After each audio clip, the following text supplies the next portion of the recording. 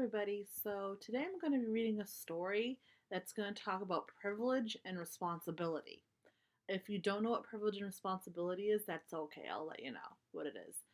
Privilege means being allowed to do something, and responsible means being old enough and being mature enough to know what is right and what is wrong.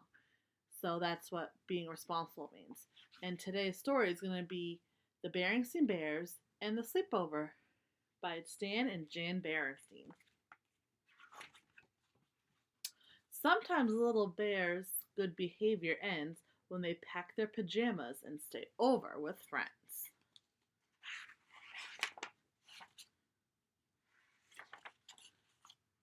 One of the most interesting things about the telephone is that when it rings, sometimes you don't know who is calling until you answer it. Sometimes when the phone rang in the bear's treehouse, it was for Papa. Papa Bear is a furniture maker, and customers often call about buying a table or a chair. He says, "Yes, I think I can handle that. How soon do you need to buy?" Sometimes it was Grizzly Gran calling Mama about getting together for a visit. "This weekend? That'd be fine, Gran." Sometimes it was Brother Bear. It was usually the call when the call was for Brother Bear. It was usually cousin Freddie with a question about homework. The fifth problem? I got 6.5. What did you get?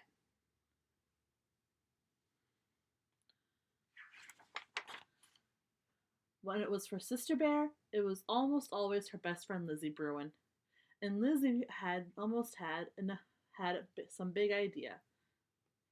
A tea party for all their stuffed animals, going to the attic and dressing up in grown-ups' clothes, or organizing a sorority and using Farmer Ben's old chicken coop as a clubhouse, with permission, of course. So sorority is like a club for girls. It's okay by me, but I think I should warn you. And they're going, pew, because the chicken coop really smells.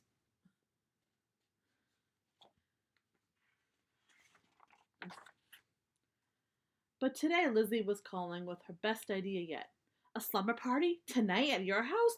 Great idea," said Sister. "Just a few of my dearest friends," Lizzie continued.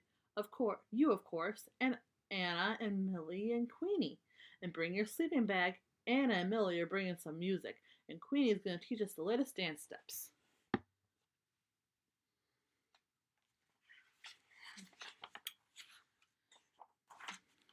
"I don't know," Mama said later. "You never slept away from home before." "Oh, I have," protested Sister, "at Grizzly Gramps and Gran's, one time for a whole week." "That's different," said Mama. "Gramps and Gran are family. Close family." "The Bruins are neighbors," argued Sister. "Close neighbors." "Oh, please, Mama. I have so much fun. Anna and Millie have great music, and Queenie is going to teach us the latest dance steps. Please, Mama." "Okay, I suppose it's all right," said Mama. "Come on, let's get you organized for the slumber party."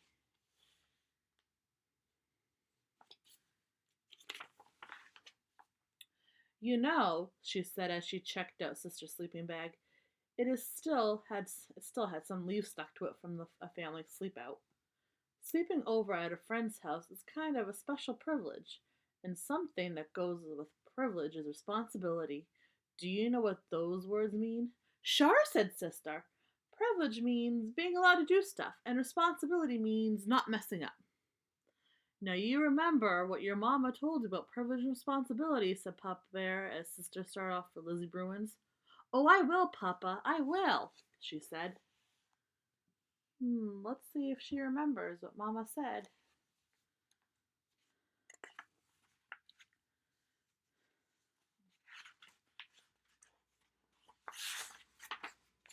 But Sister wasn't very far along the road to Lizzie's house before she started thinking about all the fun and excitement she was going to have at that party. It didn't take long for those thoughts to push Mama's advice about privilege and responsibility clear out of her head. Another interesting about telephones is that it helps spread travel fast, especially news about parties. Anna told her friends about the slumber party, and they told their friends. Millie did the same. Pretty soon, cubs from all over the neighborhood were calling Lizzie and asking if they could come to the party. "Sure," she said. but bring some popcorn or soda. We don't want to run out.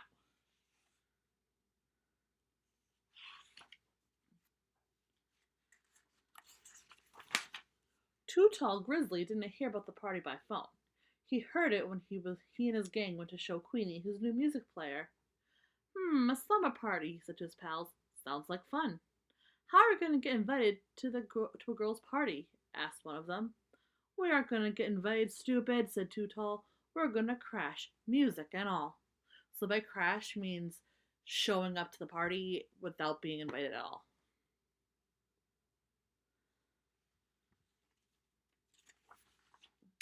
Later, when the rest of the bear family had settled down for a quiet evening at home, Mama Bear sighed and said, "Oh, sure, she'll be all right." "Of course you will," said Papa Bear, looking up from a magazine. "After all," Mama said, "Sister is a well-behaved little cub, and Mr. and Mrs. Bruin have a lovely, well-run home and are responsible, careful parents." "No doubt about it," said Papa, going back to his reading.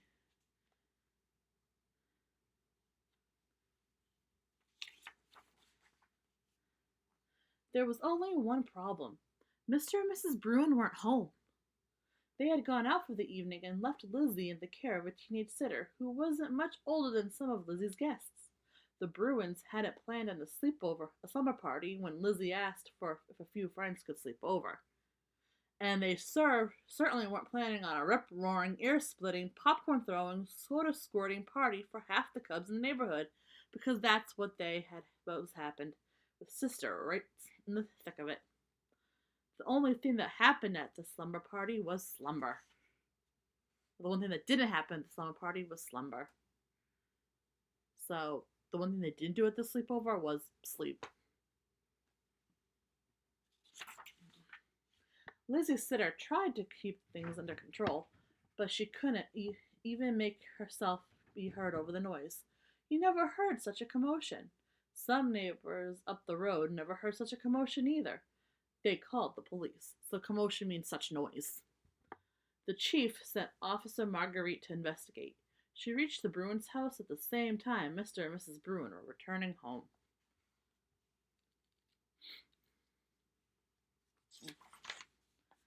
Well, things calmed down pretty quickly after that. The party was canceled. Parents were called. Lizzie was sent to bed, and angry and disappointed Mama Bear came to take Sister home. "I am angry and disappointed," said Mama Bear as they walked home through the night. "And after all the things I said about privilege and responsibility."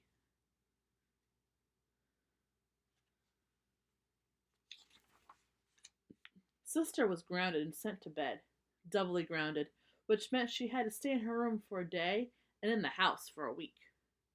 "That's a pretty harsh punishment," commented Papa Bear a little later. "Not harsh at all," said Mama. "You should have seen the Bruins' living room. Popcorn stuck to everything, soda all over the place, lamps knocked over. It was an absolute disgrace.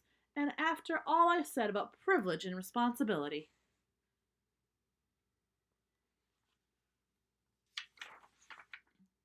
"Sister does have to share the blame," said Papa.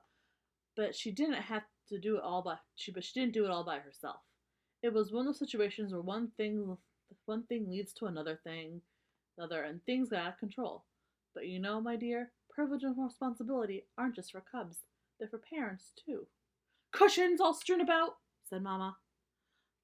"It's a privilege to have cubs, and with privilege goes responsibility," continued Papa. "So we're partly to blame, too. When Lizzie invited Sister over for a slumber party, it was our responsibility to call the Bruins. If we had found out that if they were going to be out for the evening, the whole thing would have been nipped in the bud." Said Mama thoughtfully. So basically what Papa was saying was that if they were responsible enough and they called the Bruins, they would have found out that they weren't going to be home and Lizzie was going to have a babysitter, and then the sleepover probably wouldn't have happened. The next morning she canceled the grounding and took Sister over to the Bruins to help clean up. Anna, Millie, and Queenie had come to help too. "I know what," said Lizzie, as full of ideas as ever. "Let's make this a clean-up party." "Let's not," said Sister. "And if you don't mind, Liz, I don't want to hear the word party again for a long time." The end. I hope you enjoyed that story, and I hope it helped you. Um, Basically, I hope it helped you learn a little bit about privilege and responsibility. All right, my friends, until next time, bye.